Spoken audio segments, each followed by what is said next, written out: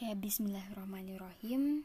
Saya Ayu Azizah di sini sebagai dosen pemangku mata kuliah statistika dan statistika deskriptif akan menerangkan materi mengenai regresi dan korelasi sederhana.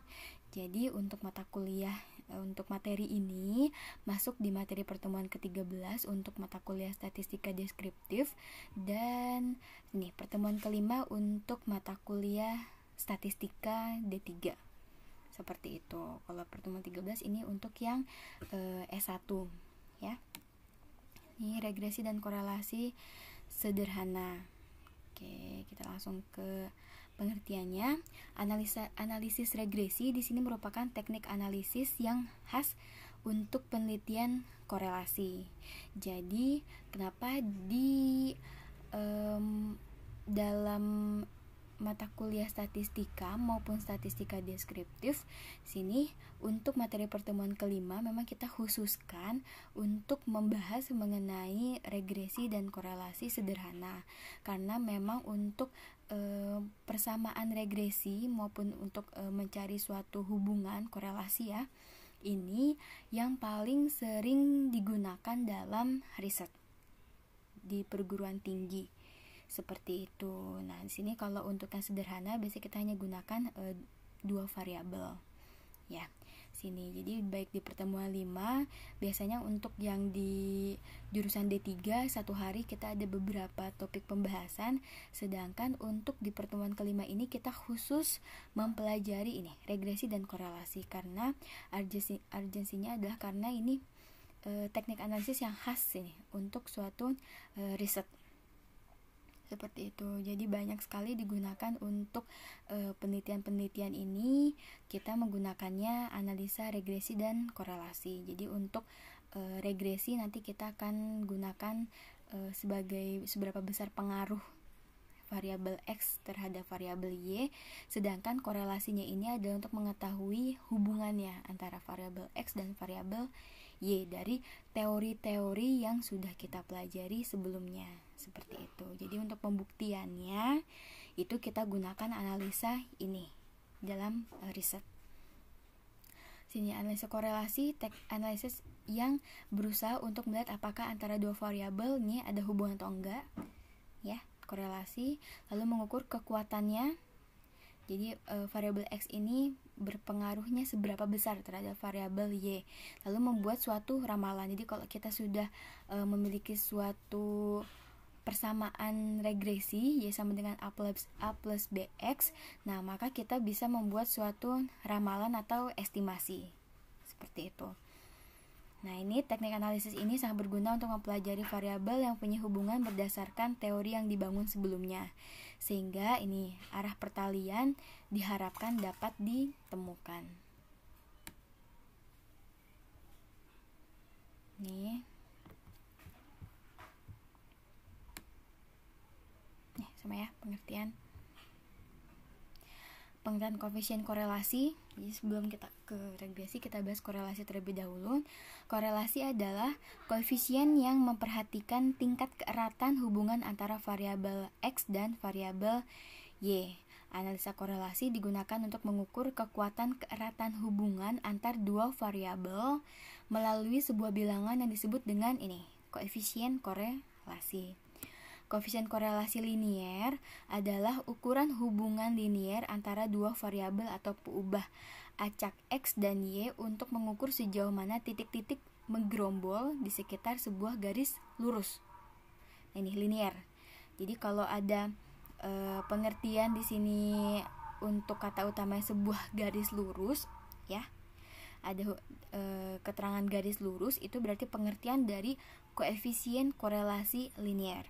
Sedangkan kalau untuk korelasinya sendiri ini untuk mengukur keeratan hubungan aja antara dua variabel. Dan kalau ada kata-kata sebuah garis lurus itu berarti pengertian dari linier, koefisien korelasi linier. Ya.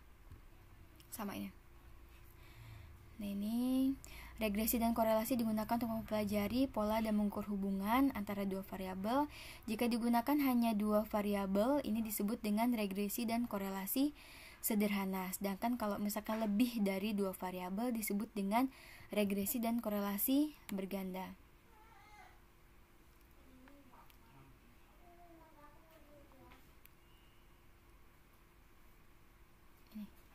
Jadi kalau hanya 1x dan 1y itu disebut dengan korelasi sederhana. Kalau misalkan ada 2x, 1y itu korelasi dan regresi berganda.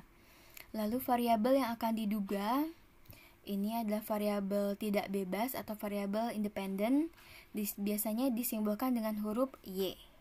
Sedangkan untuk variabel bebas atau independennya ini biasanya dinyatakan dalam variabel x. Nih, persamaan regresi digunakan untuk menerangkan pola hubungan, sedangkan untuk korelasi untuk mengukur keeratan hubungannya. Jadi kalau regresi nanti kita ada suatu persamaan y sama dengan a plus bx, ini nanti untuk digunakan sebagai peramalan untuk estimasi ya, untuk persamaan regresi. Sedangkan untuk yang korelasi kita mengukur keeratannya. Seperti itu. Jadi kalau di dalam perusahaan kita kan ada beberapa faktor produksi seperti itu. Nah, dari beberapa faktor produksi misalnya kita mau tahu faktor mana sih yang paling dominan berpengaruh terhadap laba perusahaan, seperti itu. Nah, ini kita bisa mengukur keeratannya ini dengan menggunakan korelasi ini. Seperti itu. Jadi misalkan apakah harga yang paling berpengaruh terhadap volume penjualan atau misalkan kualitas barangnya. Seperti itu. Kira-kira konsumennya itu lebih sensitif terhadap harga atau terhadap kualitas. Nah, maka nanti kita gunakan analisa korelasi. Nah, ini untuk menentukan persamaan. Yang pertama kita harus mengumpulkan datanya terlebih dahulu. Data itu adalah fakta-fakta yang dapat dipercaya kebenarannya. Jadi datanya harus yang valid, yang sesuai, yang objektif sesuai dengan keadaan yang sebenarnya. Ini variabel yang dibutuhkan sebagai variabel x sebagai variabel bebas, independen, y sebagai variabel tidak bebas. Jadi tadi ya, harga berpengaruh terhadap volume penjualan. Berarti harganya itu adalah variabel x, y-nya itu adalah volume penjualan. Nggak bisa dibalik jadi volume penjualan terhadap harga. Itu salah. Ya, jadi kita lihat dulu teorinya, baru kita bisa menentukan mana yang menjadi variabel x dan mana yang menjadi variabel y. Itu ya. Lalu kita bikin sketcher diagram. Ini adalah diagram pencar. Kita bisa lihat nanti bentuk kurva halus dari titik-titik yang nanti akan menghubungkan antara variabel x dan variabel y-nya. Dinamakan dengan ini sketcher diagram. Oke. Nah, ini kegunaan dari sketcher diagram atau diagram pencar. Yang pertama adalah menunjukkan arahnya ya. Membantu menunjukkan apakah terdapat hubungan yang bermanfaat antara dua variabel. Tadi kalau misalkan berhubungan, dia biasanya garisnya adalah berbentuk linear, ya, berbentuk garis lurus. Lalu yang kedua menetapkan tipe persamaan yang menunjukkan hubungan antar variabel. Jadi hubungannya negatif atau positif. Jadi kalau yang positif itu hubungannya adalah searah. Jadi ketika x-nya naik, y-nya pun akan naik. Seperti itu. Jadi nanti garisnya bisa dari kiri bawah ke kanan atas. Ya, itu yang positif. Kalau yang negatif nanti kebalikannya. Ketika x-nya naik, y-nya turun. Seperti itu. Lalu yang ketiga, di sini menentukan persamaan garis regresi atau mencari nilai-nilai yang konstannya. Nah, sini persamaannya untuk analisa regresi sederhana. Persamaannya adalah y sama dengan a plus bx. Ini kita gunakan metode kuadrat terkecil atau least square. Ini bila diberikan data sampel y, xi, y, i sama dengan 1, 2 sampai dengan ke n, maka ini bagi parameter dalam garis regresi, dugaannya kita gunakan persamaan y sama dengan a plus bx. Dimana nanti nilai y-nya ini adalah nilai yang diukur atau nilai yang dihitung pada variabel tidak bebas tadi ya. Jadi y itu adalah nilai yang diukur atau yang dihitung pada variabel tidak bebas. X itu adalah nilai independen. atau nilai dari variabel bebas, nilai tertentu dari variabel bebas. A itu adalah intercept atau perpotongan garis regresi dengan sumbu Y. B itu adalah nilai koefisiennya.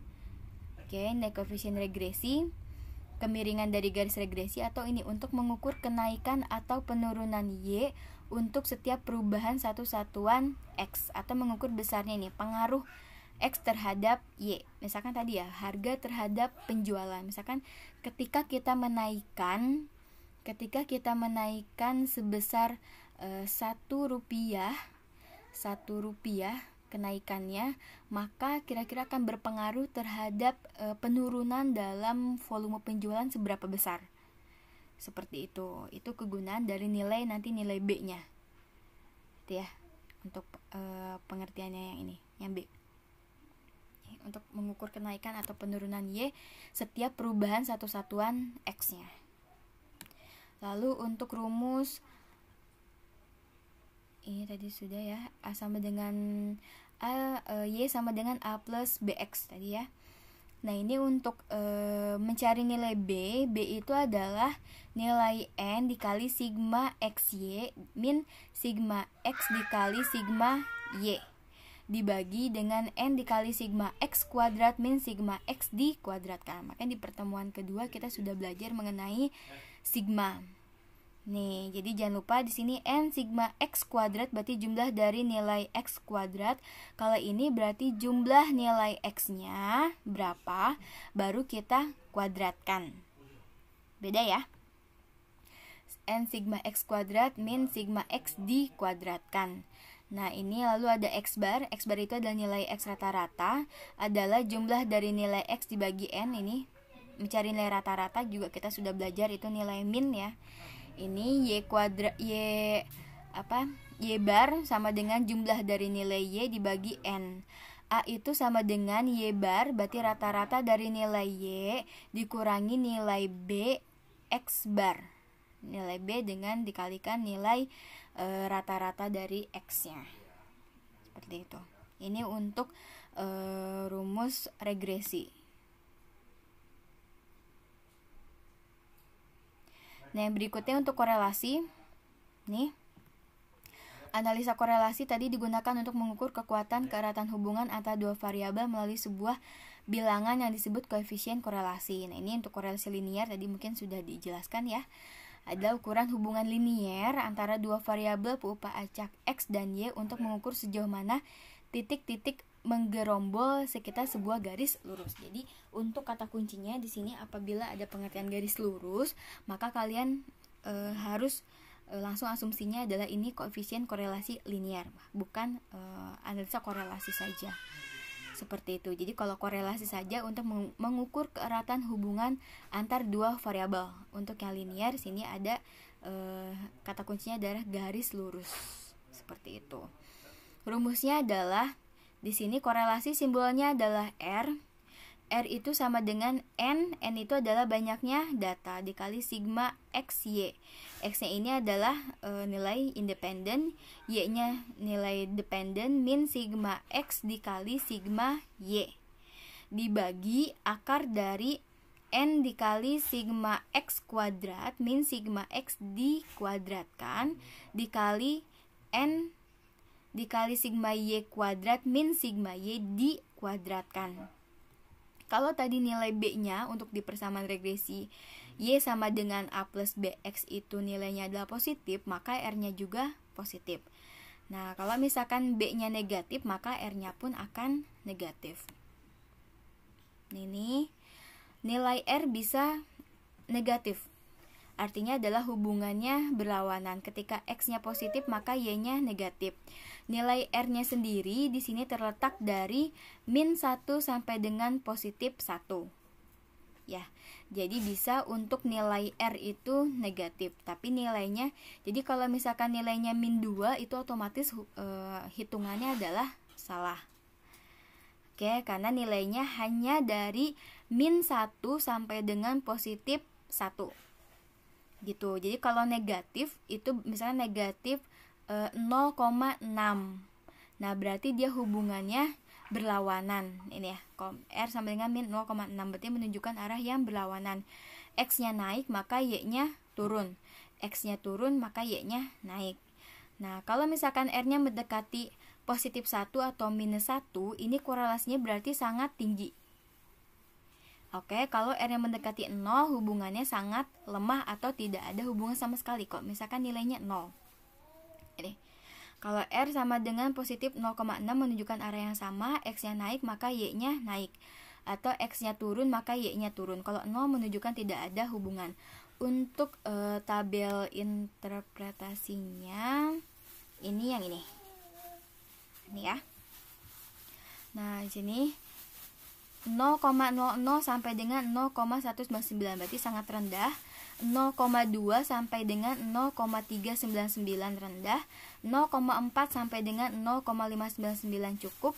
0,6 sampai dengan 0,599 kuat. Enggak ya. Ini berarti 0,6 sampai dengan 0,799 ya. Ada koreksi sedikit. 0,6 sampai dengan 0,799 kuat. 0,8 sampai dengan 1 berarti sangat kuat. Ini untuk acuan interpretasi koefisien korelasinya. Oke, jadi kalau dapat nanti hasilnya 0,69 berarti masuk kategori tingkat hubungannya kuat. Kalau misalkan cuma 0,25 itu berarti rendah. Tapi nanti kita lihat lagi hubungannya negatif atau positif. Ya. Ini untuk korelasi. Nah, lalu ada koefisien determinasi. Ini simbolnya adalah R kuadrat. Berarti nanti nilai R-nya tinggal kita kuadratkan. Nah, kalau tadi nilai R itu kan bisa minus 1 sampai dengan 1. Untuk R kuadrat, kalaupun nanti mendapatkan nilainya untuk korelasinya negatif, tetap kalau misalkan kita kuadratkan pasti hasilnya akan positif. Karena min kali min itu otomatis akan menjadi positif. Seperti itu, makanya nilainya 0 sampai dengan 1. Kalau tadi koefisien korelasi min 1 sampai dengan 1, sedangkan untuk R kuadratnya dia pasti hasilnya adalah positif. Jadi dari 0 sampai dengan 1. Ini adalah untuk menyatakan proporsi keragaman total nilai-nilai peubah Y yang dapat dijelaskan oleh nilai-nilai peubah X melalui hubungan linier tersebut. Contohnya di sini ada nilai R sama dengan 0,6. Artinya berarti 0,6 dikali 0,6. Nah, dapat 0,36 kalau dikali 100 jadi 36%. Di antara keragaman total nilai-nilai Y dapat dijelaskan oleh hubungan liniernya dengan nilai-nilai X atau besarnya sumbangan X terhadap naik turunnya Y adalah sebesar 36%, sedangkan 64% disebabkan oleh faktor lain. Misalkan tadi harga terhadap penjualan. Misalkan hasilnya min 0,6 karena biasanya untuk harga dan volume penjualan dia hubungannya adalah negatif, min 0,6. Lalu kita buat koefisien determinasinya berarti R kuadrat min 0,6 dikali min 0,6 jadi 0,36 positif ya. Nah, berarti 36% ini harga berpengaruh terhadap volume penjualan. Sedangkan sisanya dipengaruhi oleh faktor lain. Misalkan dipengaruhi oleh kualitas dari produknya, lalu dipengaruhi oleh lokasi dari penjualan, apakah ada barang substitusi, seperti itu masuk di dalam 64% faktor lain yang tidak kita teliti. Seperti itu.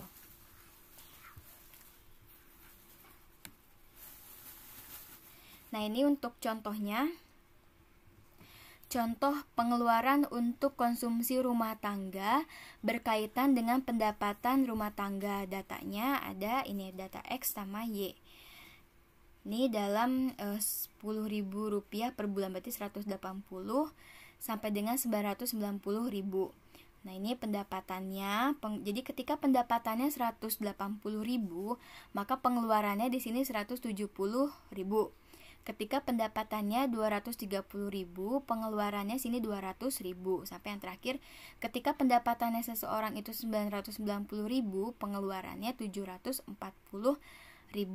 Seperti itu. Yang pertama sini kita harus buat sketcher diagramnya. Lalu yang B sini menentukan persamaan regresi. Nah, kalau untuk di mata kuliah statistika deskriptif ini masuk di latihan soalnya ya. Nah ini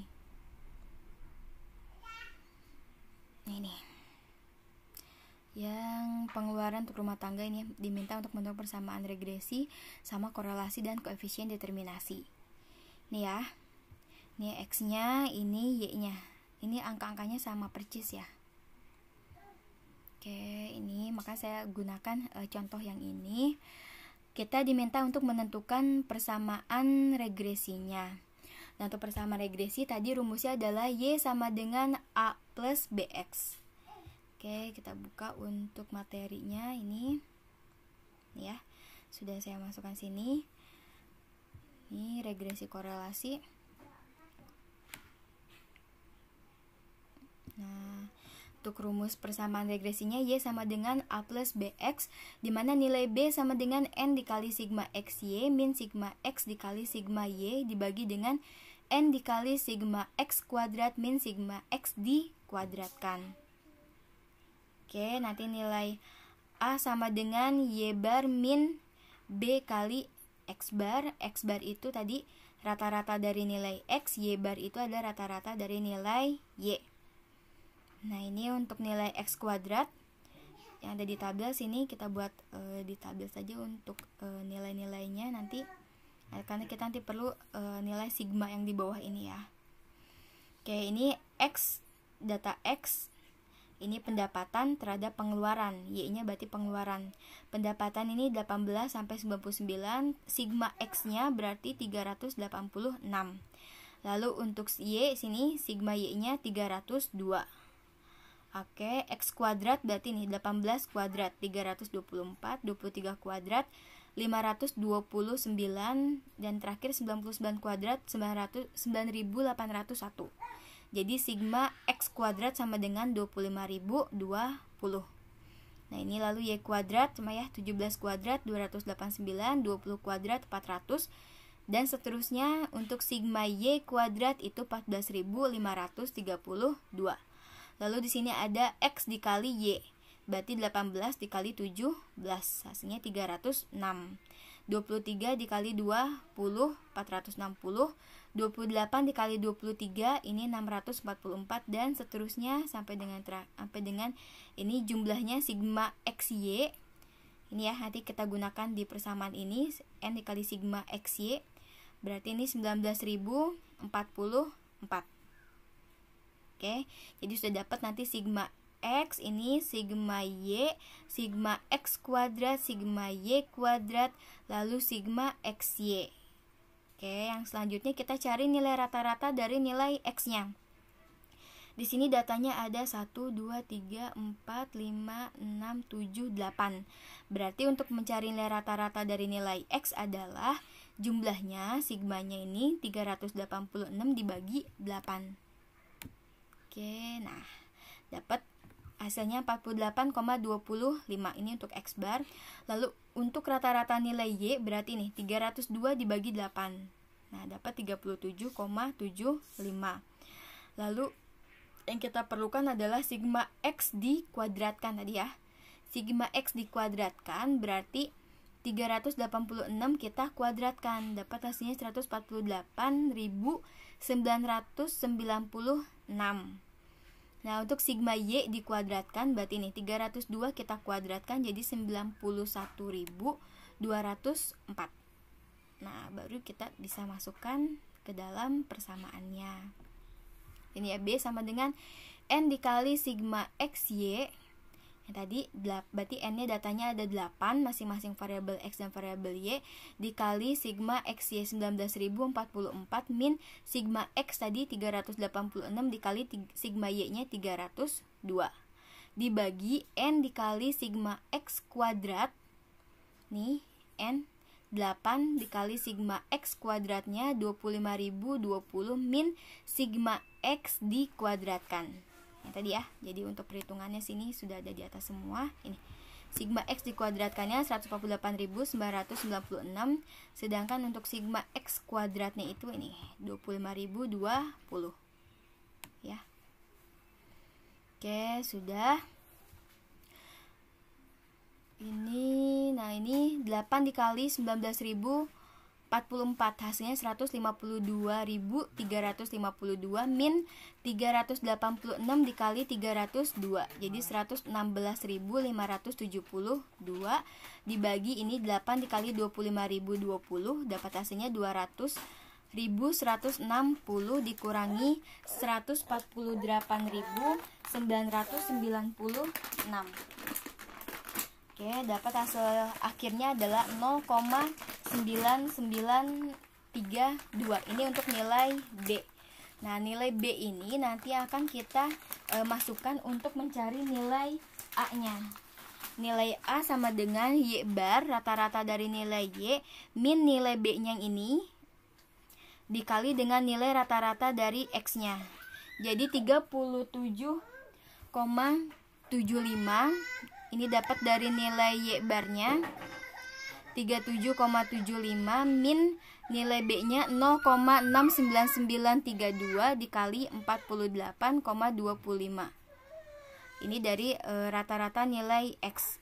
Sehingga diperoleh hasil nilai A-nya adalah 4,007818. Sehingga diperoleh persamaan regresi sederhananya adalah Y sama dengan 4,008 plus 0,6. Oke, tadi persamaan regresi sederhana yang diperoleh adalah Y sama dengan nilai A-nya. Sini adalah nilai intercept ya, perpotongan untuk sumbu X dan garis regresinya. Sini 4,007818 plus 0,69932 X. Oke, dimana nilai B ini adalah seberapa besar pengaruh dari variabel X mempengaruhi nilai Y-nya. Sini tadi jangan lupa untuk pengertiannya adalah untuk yang B ya. Ini untuk mengukur kenaikan atau penurunan Y untuk setiap perubahan satu satuan X, atau seberapa besar pengaruh X terhadap Y kalau X-nya ini naik 1 unit. Oke. Nah, untuk tadi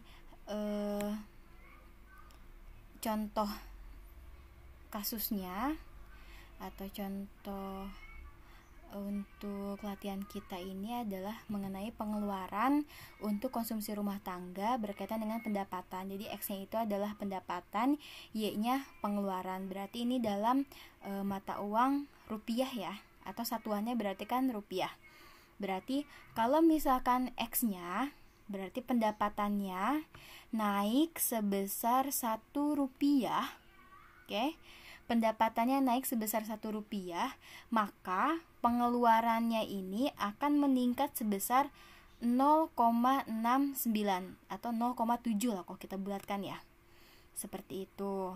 Atau kalau misalkan pendapatannya naik 1000, maka pengeluarannya, maka si Y-nya ini akan naik juga sebesar 700. Oke, kalau pendapatannya naik sebesar 10.000, maka pengeluarannya naik 7.000. Ketika pendapatannya naik 100.000, maka pengeluarannya itu naik jadi berapa tadi? 100.000 berarti jadi 70.000.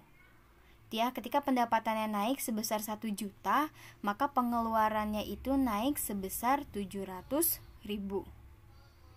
Itu ya, untuk membaca hasil dari persamaan regresinya ini. Jadi ketika X-nya naik 1 unit, maka Y-nya akan naik sebesar 0,699. Seperti itu. Di sini karena tadi dalam 10 ribuan rupiah, maka ketika X-nya naik 10.000, maka ketika X-nya naik 10.000, maka Y-nya akan naik sebesar 7.000. Itu ya. Itu dari persamaan regresinya, ini kita sudah dapat. Lalu untuk yang soal berikutnya adalah, nah, kita buat suatu estimasi atau peramalan. Oke, perkirakanlah nih besarnya pengeluaran untuk konsumsi jika pendapatannya itu adalah 950.000. Dari data yang sudah kita miliki, kita diminta untuk membuat suatu peramalan. kalau misalkan X-nya itu adalah 950.000. Nah, baru kita masukkan, berarti di sini kalau X-nya 950.000, maka Y sama dengan 4,008 plus 0,69932 X. Oke, sini nah X-nya ini kita masukkan 950.000, sehingga 950.000 kita kalikan dengan 0,69932. Dapat hasilnya 664.354.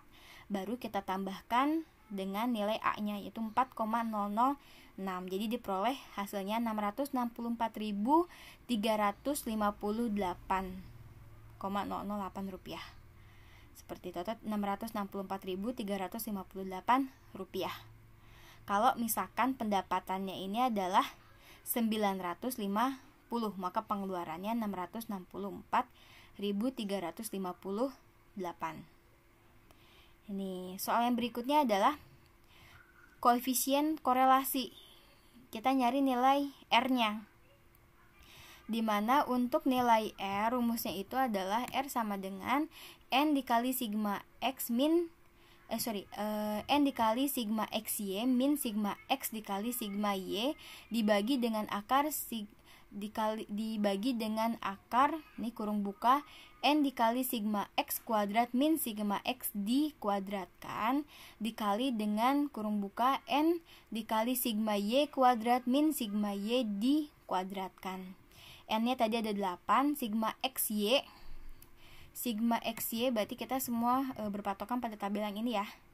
Nah, sigma XY ini 19.044. Nah, ini. Nah, oke. 19.044 min sigma X-nya 386 dikali sigma Y. Dibagi ini akar dari N-nya 8 dikali sigma X kuadrat ini 25.050 min sigma X dikuadratkan.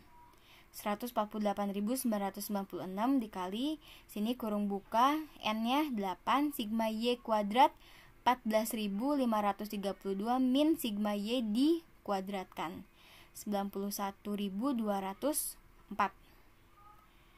Oke, nanti sampai bawah nanti sini hasilnya adalah 0,99058.704. Oke. Nah, ini 0,9970 ini baru nanti kita cari tahu nilainya ini apa. Apakah sedang, lemah, kuat, atau sangat kuat. Jangan lupa kita lihat di sini untuk tabel interpretasinya. Interpretasinya tadi tabelnya adalah yang di depan ya. Sebentar. Nah, ini. Nah, ini acuan interpretasinya dia dapat 0,9 ya. Berarti hubungannya adalah sangat kuat. Berarti semakin besar pendapatan seseorang ya. Semakin besar pendapatan seseorang, maka pengeluarannya pun akan semakin besar. Artinya seperti itu. Jadi hubungannya adalah sangat kuat. Oke, nah ini pedoman untuk memberikan interpretasi koefisien korelasi. Nah, yang berikutnya adalah koefisien determinasi. Nah, untuk koefisien determinasi sini R kuadrat sama dengan 0,99 tadi 7058704 kita kuadratkan, dapat hasilnya 0,99 sama hubungan yang kuat. Jadi untuk pendapatan berpengaruh terhadap pengeluaran itu sebesar 99%, sedangkan 1%-nya lagi dipengaruhi oleh faktor lain. Itu ya.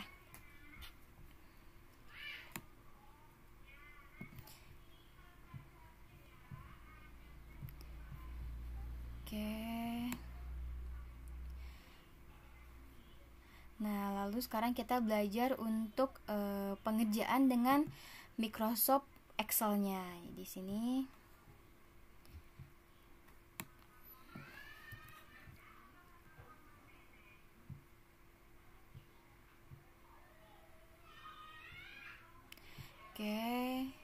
Ini untuk Microsoft Excel. Jangan lupa untuk menu datanya, sini data analisisnya sudah diinstal semua ya.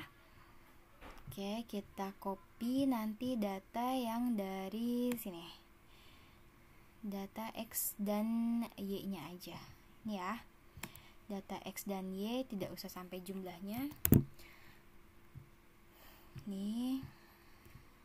Nah, oke, kita masukkan ini X dan Y. Nah, ini untuk langkah-langkahnya di sini ada. Kita masukkan data X untuk di kolom A, lalu data Y pada kolom B, lalu kita pilih tools, dipilih nanti data analisis, regression, lalu oke. Untuk outputnya nanti kita ketikkan di D2. Oke, kita langsung ke data analisis. Data di sini pilih menu data analisis. Data analisis. Oke, dipilih regression ya. Regression. Oke. Nah, kita input nilai Y-nya. Jangan sampai ketukar ya. Input Y range. Y itu berarti yang ini, 17 sampai 74. Oke, terus kita klik yang bawahnya. Di sini input X-nya berarti dari 18 sampai 99. Untuk outputnya tadi silakan diketik di D2 ya. Di D2. Terus untuk kita lihat nanti garis liniernya atau enggak, ini kita klik saja untuk tabelnya. Nih, kayak semuanya boleh. Untuk kita lihat plotnya dan grafiknya seperti apa, lalu kita klik oke. Nah ini. Nah ini untuk garisnya ya, untuk apa tadi, sketcher plot, sketcher diagramnya ini. Oke, lalu untuk nilai regresi. Untuk nilai regresi itu yang kita ambil adalah nilai yang ini, koefisien. Nih ya. Tadi, nah ini. Kita bold. Nah, nilai koefisien ini intercept adalah nilai A, X variable itu nilai B. Jadi kalau misalkan perhitungan kita sudah benar, maka ini nilai A-nya ini 4,00 sekian ini akan sama hasilnya dengan yang tadi sudah kita dapat di persamaan regresi ya. Persamaan ini. Y sama dengan 4,008 plus 0,699. Nah, nilai B-nya itu yang bawah, X variable 0,699 sekian. Ini jadi biasanya beda hanya di pembulatannya aja. Tapi nilai depannya ini sama, 0,699 sama 4,0078. Ya, berarti untuk perhitungan kita sudah sesuai. Nah, ini untuk tadi sketcher diagramnya, ini untuk grafiknya. Ini ya. Untuk grafiknya nanti bisa dipilih salah satu. Lalu untuk korelasi. Nah, ini untuk korelasinya di sini dapat R-nya 0,99. Tadi kita dapat nilai korelasinya adalah ya 0,99. Lalu untuk R square-nya juga sama ya, 0,99 untuk R kuadratnya. Nah, itu untuk regresi. Jadi kita sudah sebenarnya langsung dapat juga untuk nilai R dan R square. Nah, untuk di data analisis sendiri, di sini ada yang khusus untuk mencari nilai korelasi juga. Jadi kita pilih menu data analisis, di sini ada correlation, oke. Nah, input range kita ini input keduanya, baik variabel X maupun Y. Tapi ini jangan lupa untuk judul yang atas ini jangan sampai dimasukkan. Tapi hanya ini aja, dari A2 sampai B9. Ya. Outputnya kita klik, pilih di tempat yang kosong ya.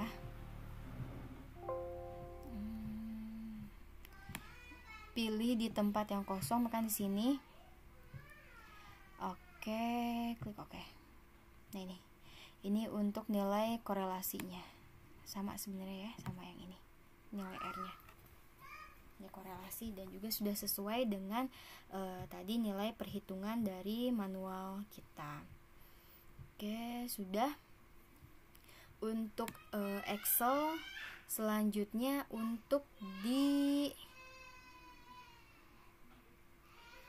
SPSS. Nah, untuk SPSS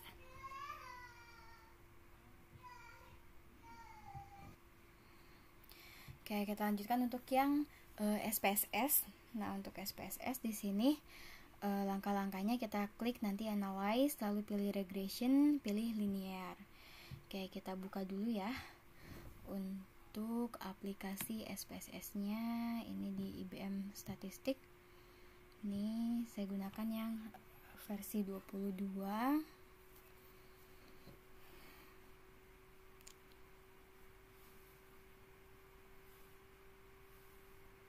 Nah, ini nanti dipilih analyze, klik regression, pilih linear. Lalu untuk variabel X jangan lupa untuk yang independen, variabel Y-nya itu untuk yang dependen atau variabel yang tidak bebasnya. Seperti itu. Oke. Jangan lupa sini ketika kita masuk kita ada di data view. Kita pindahkan dulu ke variabel view. Nah, untuk nama variabel yang pertama adalah variabel X. Itu adalah pendapatan X. Lalu untuk variabel yang kedua di sini adalah pengeluaran ya. Pengeluaran ini adalah Y. Jadi jangan sampai ada spasi. Udah, yang kanannya kita tidak usah rubah. Nah, dari variabel view kita pindah ke data view lagi. Nah, ini otomatis yang tadinya awalnya variabel-variabel seperti ini sudah berubah menjadi ini pendapatan dan pengeluaran. Nah, lalu kita klik sini, kita copy dulu datanya dari yang tadi bisa dari Excel atau dari Word-nya. Nah, kita copy ya. Datanya ini kita rubah dulu di format cell, di number. Oke, sudah.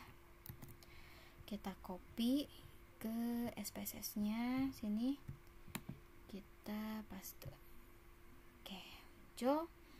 Sudah seperti ini, kita klik menu analyze, lalu dipilih regression. Udah ya. Ini untuk regression, nanti ini untuk korelasi.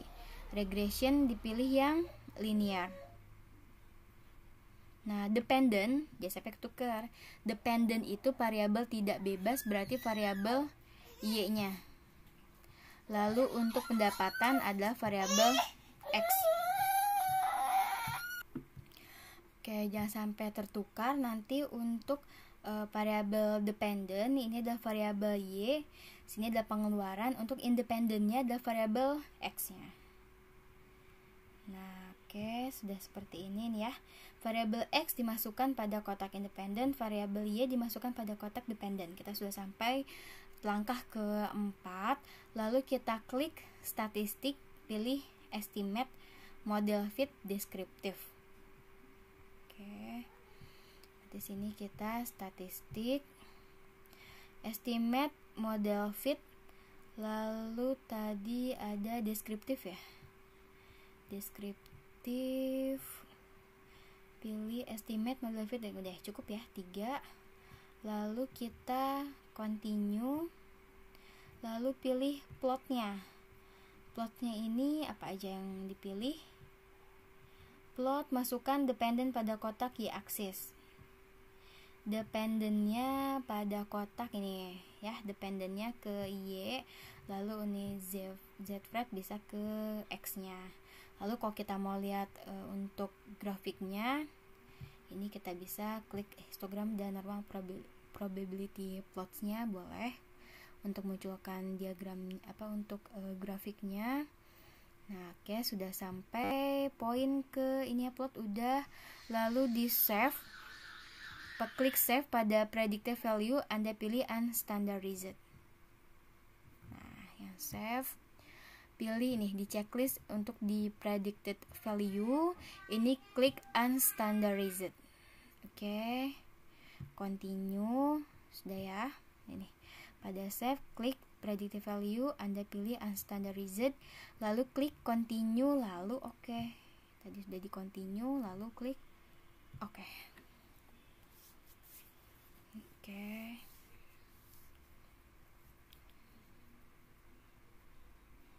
Nah ini ya, n-nya ada 8. Lalu ini untuk tabel correlation-nya, nilai korelasinya adalah 0,99 ya. Oke. Terus untuk ini nilai R-nya, lalu ini R square. Lalu nilai untuk A dan B-nya kita gunakan tabel ini, koefisien ini. Nilainya, nilai A-nya 4,008, nilai B-nya 0,699. Nih ya. Oke, kita gunakan persamaan ini 4,088 plus 0,699 dari perhitungan yang ini. Ya. Nah, nanti ini tabel ini yang nanti akan kita gunakan kok di dalam riset di laporannya. Jadi di tugas akhir, skripsi, tesis, disertasi. Nah, ini tabel ini yang nanti akan digunakan. Nah, masukkan nanti ke dalam laporannya. Ya. Nah, ini. Nah, nanti tinggal nanti kita beri penjelasan di bawahnya dari hasil SPSS-nya ini. Gitu ya. Jadi kenapa kita gunakan biasanya aplikasinya pakai SPSS, karena agar lebih cepat dalam pengerjaannya, lalu untuk hasilnya pun lebih akurat. Ini ya. Ini untuk tabel-tabelnya ini sama dengan yang sudah kita peroleh yang ada di sini, output ini. Lalu kalau untuk tadi kita coba untuk yang korelasi ya, correlate, ini kita bivariate, masukkan dua-duanya. Nah, option ini kita langsung pakai persen aja, lalu oke. Nanti hasilnya ini sama. Nah, ini 0,99 juga. Oke, demikian untuk videonya. Terima kasih, mohon maaf apabila ada kekurangan.